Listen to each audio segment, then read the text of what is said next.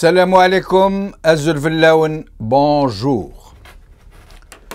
Tout ça pour ça, serait-on tenté de dire. Plus de 120 journaux, 120 journaux, 129 je crois, une quinzaine de chaînes de télévision et un nombre impressionnant de radios, tellement impressionnant que j'ai même pas besoin de le dire. Imaginez une radio par wilaya en plus d'autres radios. Et avec tout ça, un immense blackout, un sidéral grand blanc sur un événement majeur. On peut être pour ou contre une initiative comme celle de la Conférence pour les libertés et la transition démocratique. On peut présumer de ses intentions, réelles ou inavouées. On peut dire des choses et d'autres sur les personnalités et sur les partis politiques qui l'ont initié. Mais on ne peut pas faire d'un tel événement un blackout aussi intégral. C'est proprement inimaginable dans n'importe quelle république, aussi couscoussière soit-elle. Hacha le couscous. De quel côté que l'on se place, et quel que soit son propre ancrage idéologique, si tant est que certains maquignons de presse puissent en avoir, on ne peut pas, sans déroger à la moindre décence, mépriser son propre lectorat ou son propre téléspectorat en décidant de ne pas l'informer sur un événement d'une si grande portée, porteur d'un projet fondateur quasi révolutionnaire. Or, c'est précisément ce qui s'est passé. Hormis quelques rares titres de la presse écrite, arabophone et francophone, et notre chaîne, Al-Magharibiya, ce fut un silence sidéral autour de la conférence. Curieusement, Al-Magharibiya, la seule chaîne de télé à avoir couvert l'événement, n'est pas autorisée à activer en Algérie, puisque le régime lui refuse tout agrément. Mais que s'est-il donc passé, encore une fois, pour qu'un tel blackout, un tel grand blanc, se produise? De nombreux Algériens pensaient benoîtement que le DRS, ayant été quasiment démantelé, que ces officiers qui avaient barre sur la presse ayant été renvoyés à leur foyer, qu'un nouveau ministre ayant été nommé, tout allait devenir à peu près normal, entre guillemets. Beaucoup de gens pensaient que cette foule de journaux et cette flopée de télévision ne pouvaient pas être ainsi commandées au doigt et à l'œil. C'est se méprendre que de croire cela. Le régime est peut-être un peu groggy, titubant, déphasé et multicéphale, voire même dirigé depuis une capitale étrangère, mais il reste néanmoins le maître toujours incontesté de cette presse qu'il a lui-même créée, à laquelle il sert la soupe et qui tremble de toutes ses antennes à l'idée qu'il pourrait lui couper les vivres, voire même lui fermer la cambuse, comme cela a été le cas pour la chaîne Atlas TV. Aujourd'hui, nous allons voir 3 titres. Le Soir d'Algérie,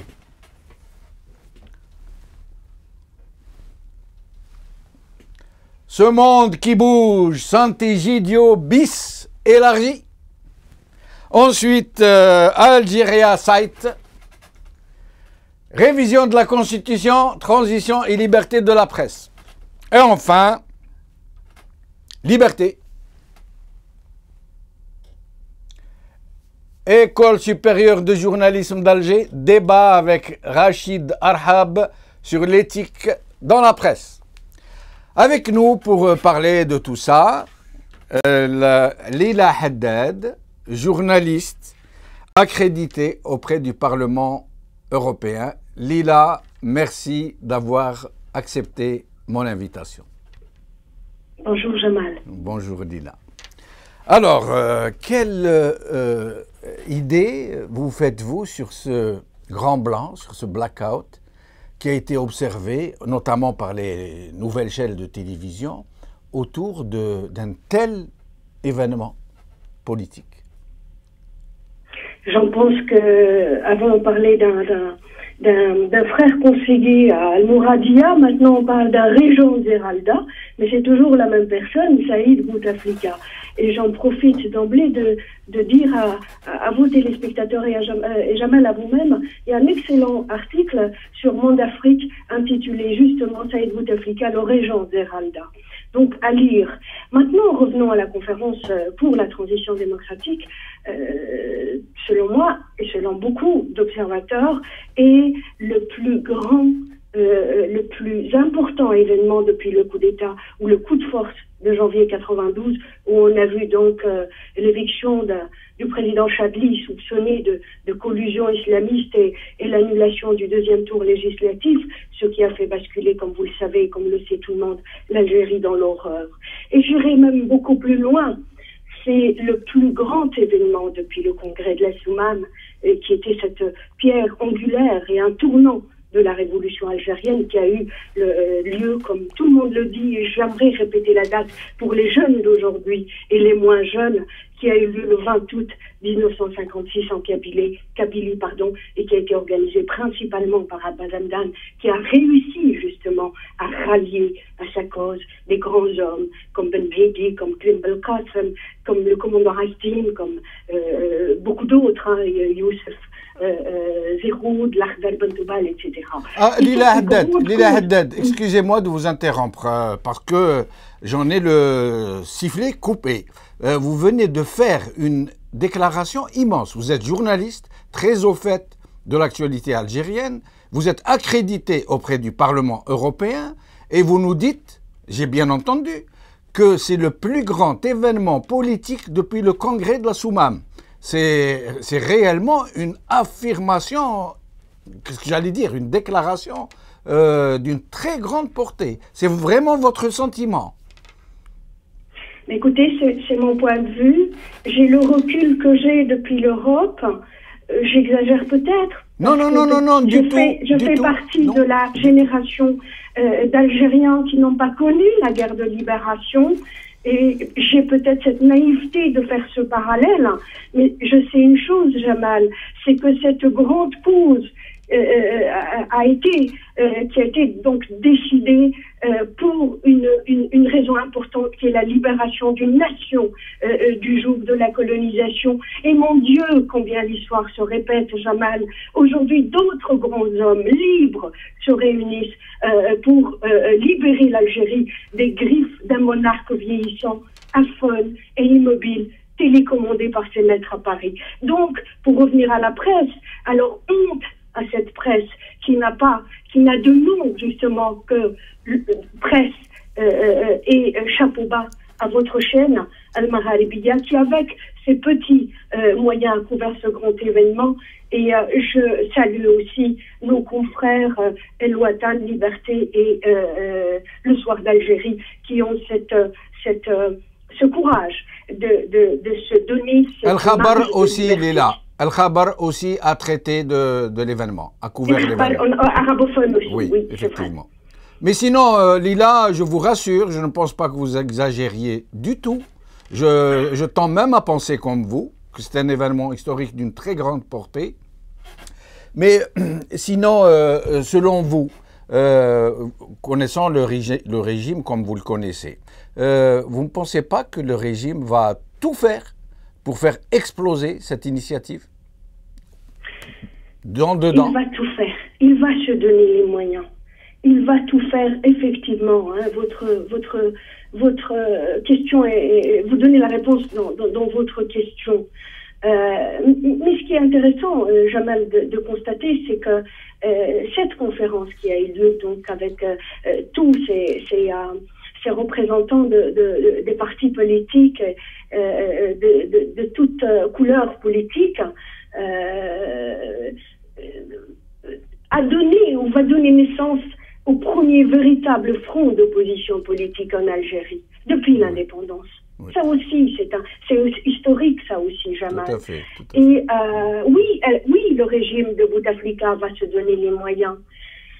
Mais j'espère, quand j'ai parcouru et j'ai suivi votre chaîne, j'ai parcouru le peu de titres de presse qui ont couvert cet événement, et j'ai noté, par exemple, que l'ancien Premier ministre Hamrouche aurait donc lui parlé de se faire aider de prendre en compte l'armée populaire algérienne.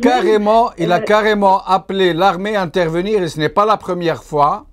C'est des appels du pied pour un coup de force.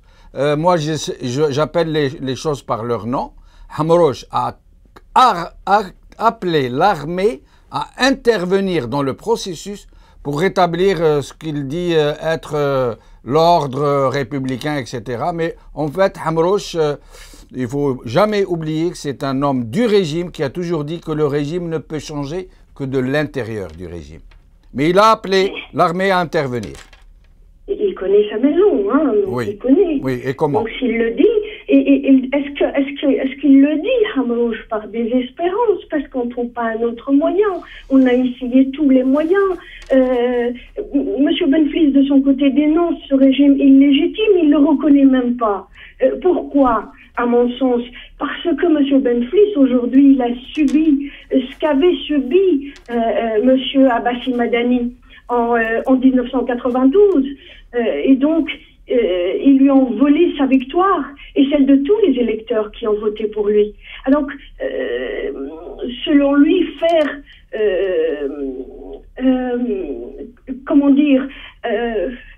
oui, pour finir, quand vous allez voir les choses de très près, il est très proche de M. Hamrouche, il est très proche du Front islamique du salut, il est très proche de Saïd Saadi et tous les autres, et de M. Ghazali. Oui. C'est que, peut-être je suis naïve, et je dis les choses avec mes tripes parfois, pas avec mon recul et ma vision des choses en tant que journaliste.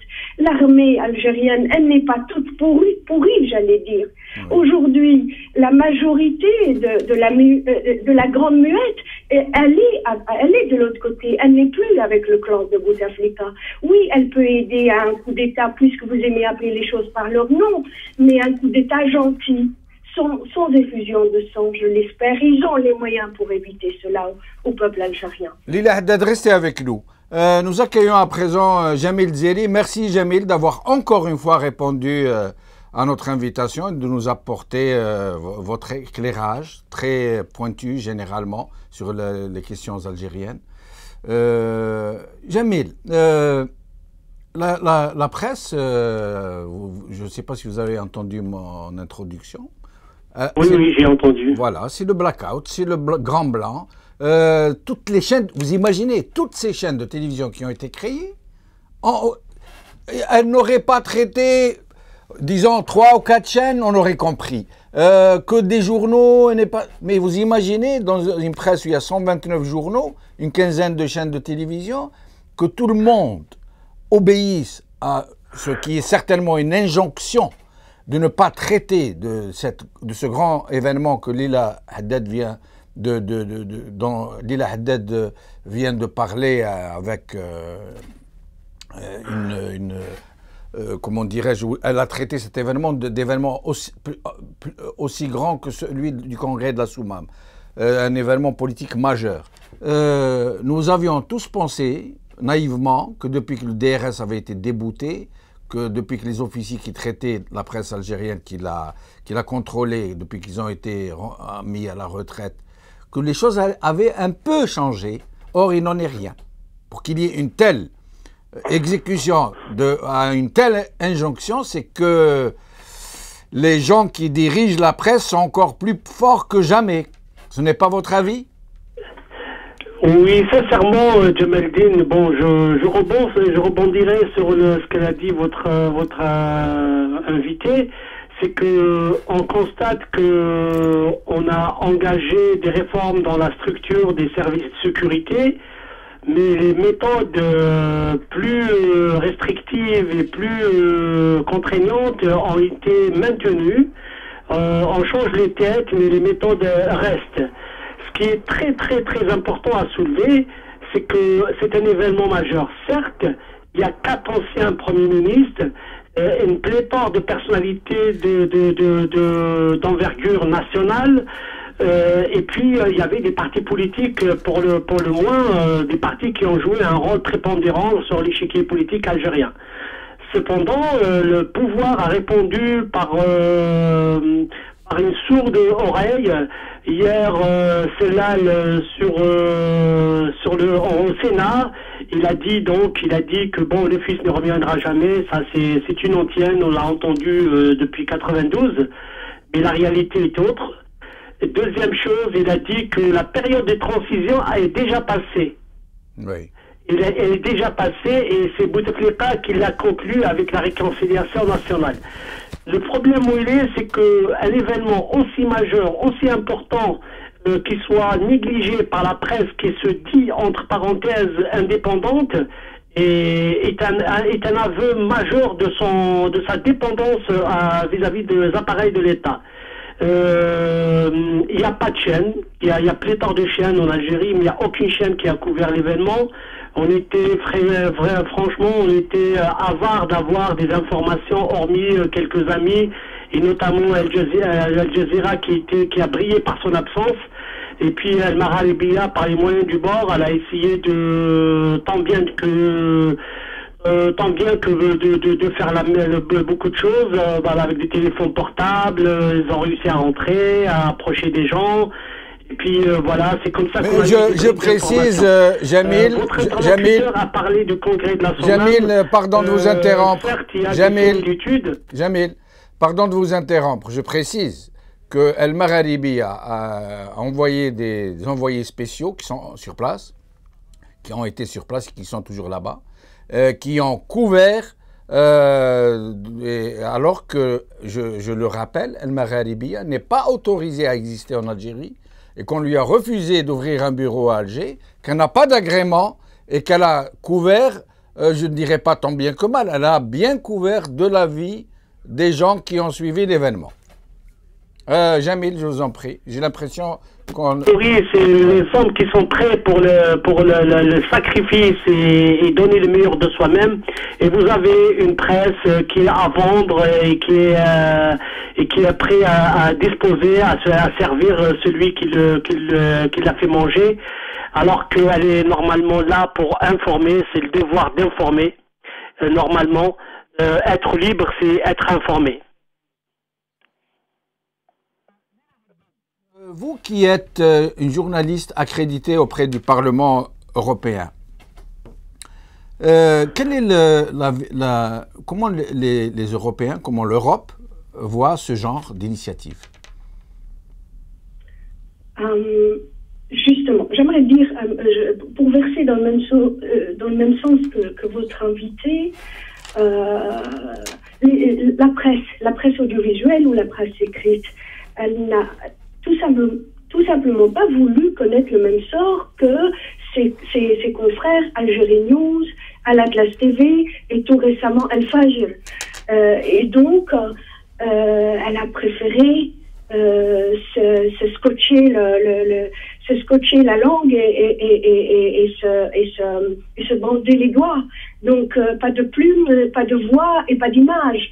Et voilà. Et puis ce que j'ai envie de dire aussi, ce qui est bizarre, ce qui est surréaliste, Jamal, en Algérie, c'est que pour ne pas encore jeter trop de fleurs à votre chaîne, et j'arrête là, le Maralibiya, la chaîne la plus regardée en Algérie, est boycottée par les annonceurs publicitaires. Moi, si j'étais une société commerciale et que j'ai envie de commercialiser un produit de grande consommation en Algérie, ben, la première porte à laquelle je frapperai pour passer ma pub, c'est le Magharibiya. Mais bon, ça c'est une parenthèse.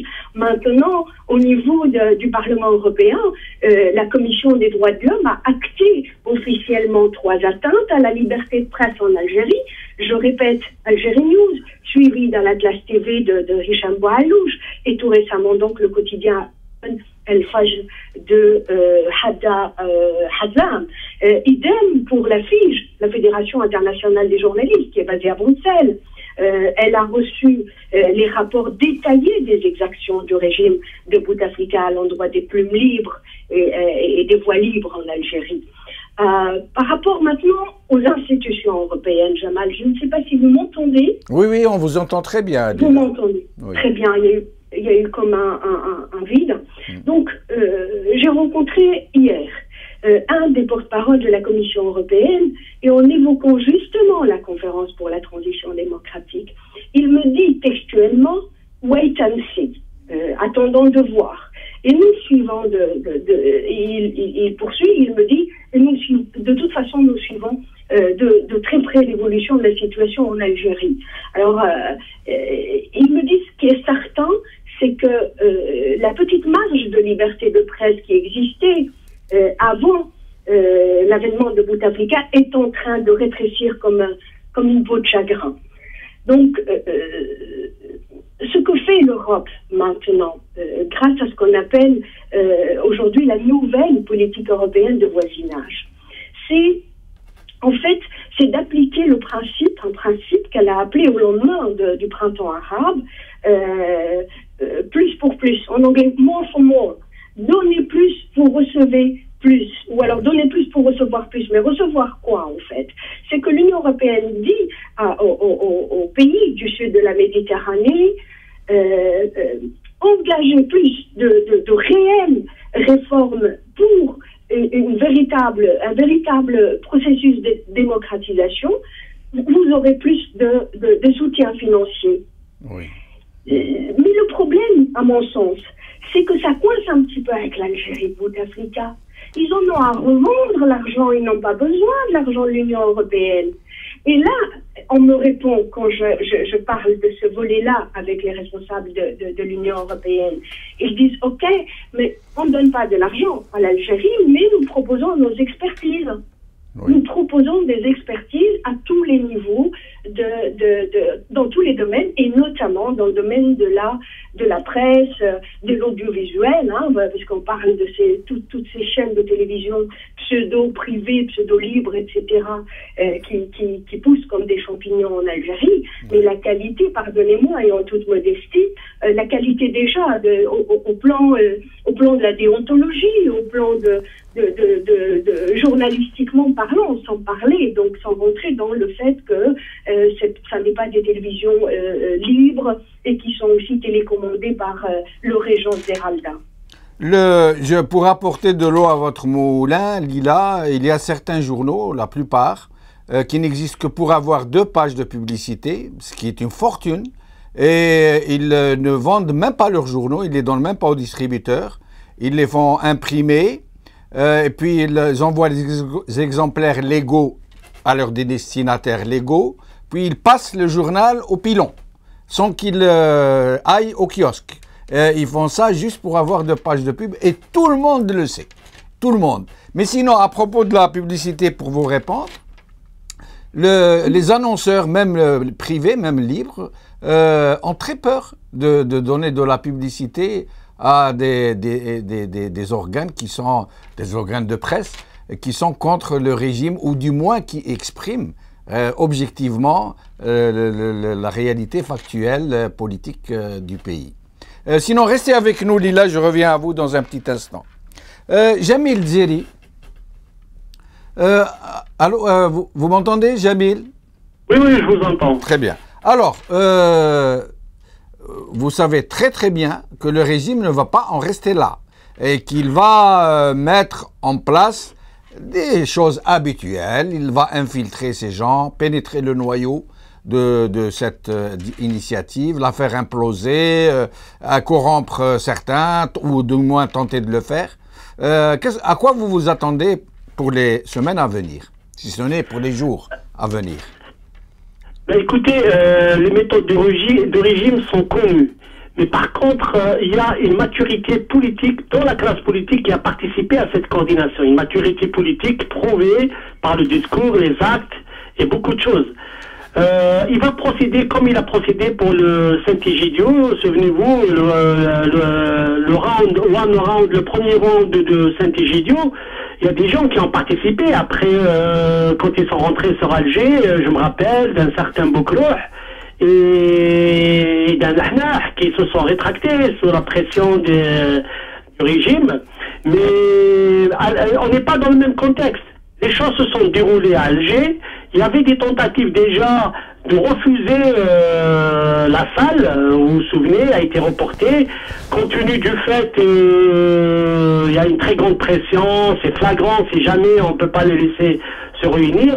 Là, se sont réunis, se sont exprimés, et il n'y a pas que les partis politiques, il y a des personnalités, je vous rappelle, il y a 4 anciens premiers ministres. Oui. Mais sinon, Jafar, 4 anciens premiers ministres, pardon, il y a des personnalités de haute voltige à l'échelle nationale, il y a des partis politiques, ça commence à se structurer, je pense pas.